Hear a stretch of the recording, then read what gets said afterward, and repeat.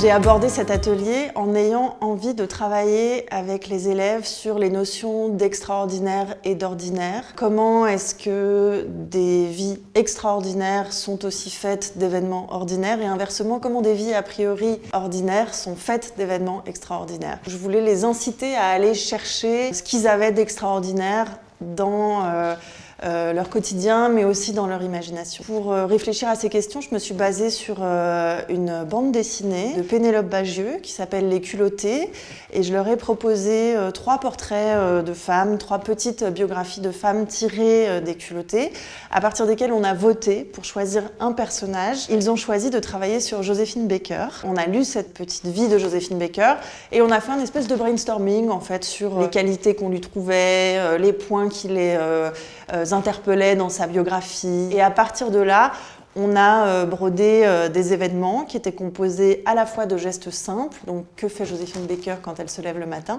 et en même temps faire des événements rocambolesques, une intrigue, du suspense, de l'humour. De temps en temps, je leur donnais un petit peu des petits repères que moi j'aime bien avoir dans ma propre pratique d'écriture, notamment cette phrase de Gardner qui dit « show, don't tell », donc montre-moi, ne me raconte pas. On a eu une méthode de travail assez simple. On a commencé par établir donc cette fameuse liste des événements ordinaires et extraordinaires qui allaient se passer dans la journée de Joséphine Baker.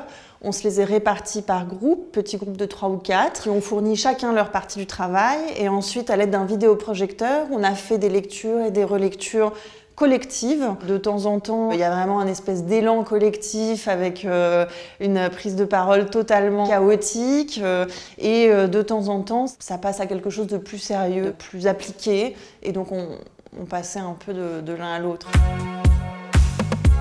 Un beau matin, profitant du sommeil de leur mère, les enfants de Joséphine Baker s'introduisent dans leur bureau, dérobent une lettre dans un tiroir et percent le mystère de leurs origines adoptives. Vraiment, les questions de filiation étaient au cœur de leurs préoccupations, bien davantage que des choses sur lesquelles j'aurais moi-même parié comme étant au cœur des préoccupations d'adolescents de 14 ans. Ces activités de résistance pendant la guerre, notamment, les ont beaucoup plus intéressées que son histoire d'amour avec Frida Kahlo, là où je pensais que ça allait les interpeller.